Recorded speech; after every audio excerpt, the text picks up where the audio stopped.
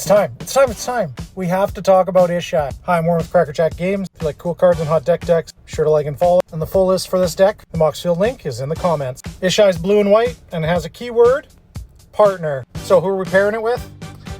The free guy himself, Rograkh, son of Rograkh. We've got a Jeska cEDH deck. And what is it doing? It's putting tons of engines into play and winning the game, eventually. This deck is doing everything in its power to put Rhystic Study into play, along with Mystic Remora and Smothering Tithe.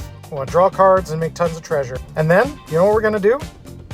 We're going to copy them. We're going to try and copy them so much with things like Flash Photography and Clever Impersonator that even if our opponents get one, we're not going to worry about it. We're just going to try and have more cards in our hand than everybody else. And once we do that, we're going to cast Intuition and go for 3 cards, or we're going to go for Gifts Ungiven and find 4 cards. Of course, those cards are some combination of Sevinne's Reclamation, Lion's Eye Diamond, Brain Freeze, and Underworld Breach. Now, once you've got all that assembled, you're going to mill out all your opponent, you're going to cast Fairy Mastermind, you're going to pay 4 mana and make everyone draw a card. You will win the game, because you'll still have cards in your library. Now, why are we pairing Rograkh with Ishai? 2 words, free spells.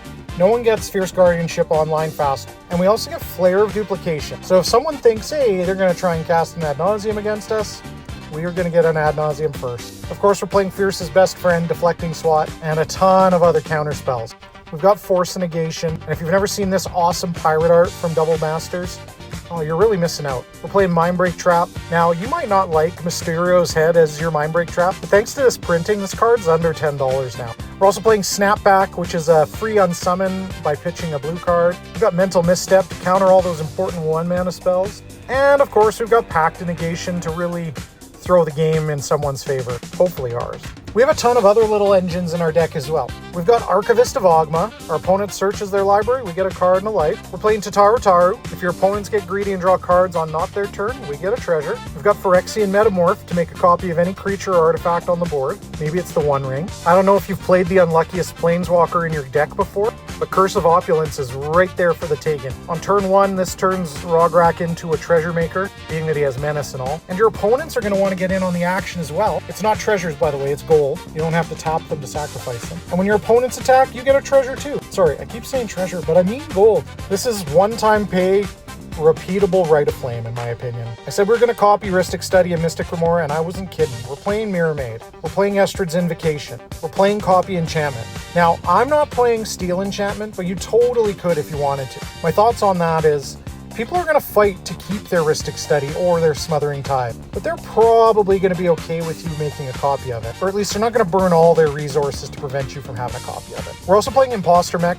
This is the best way to clone Orcish Bowmasters because it can't get shot by other Orcish Bowmasters. We've got Esper Sentinel to get a little bit more card draw. And of course, if people are searching their libraries, which in cEDH we do, Wan Shi Tong's doing the same thing as Archivist of Ogma, but better. We have tons more interaction to talk about too.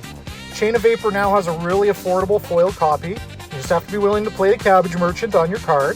Flusterstorm always looks good in retro foil, and it looks even better on the stack when you have 20 copies of it. I really like Into the Flood Maw. Gifting a tapped fish isn't the worst thing when you're not playing black. And of course we get silence effects like Orm's Chant and Prom's Silence Magic. The art on this is actually really cool, and it looks amazing in foil. Jeskai decks get to play Pyroblast and Red Elemental Blast, so we play both. We also get Swan Song to give out birds, and eventually, when everything goes sideways, we overload Cyclonic Rift. Now, I come from playing Rograkh and Thrasios a lot, and in that deck we play This Town Ain't Big Enough. 1, because we can pick up Candelabra of Tawnos and replay it, but 2, we can just bounce Rograkh and replay him for free. So this is a 2-mana unsummon, but lots of times you pick up 2 of your own things to reset them, or protect them. We've got lots of mana rocks in this deck, so we are playing Arcane Signet, and Felwar Stone, and 2 Talismans, blue-red and blue-white. You get Springleaf Drum, of course, and you get Paradise Mantle. This goes especially good with birds when you've got Valley Floodcaller, which we're playing.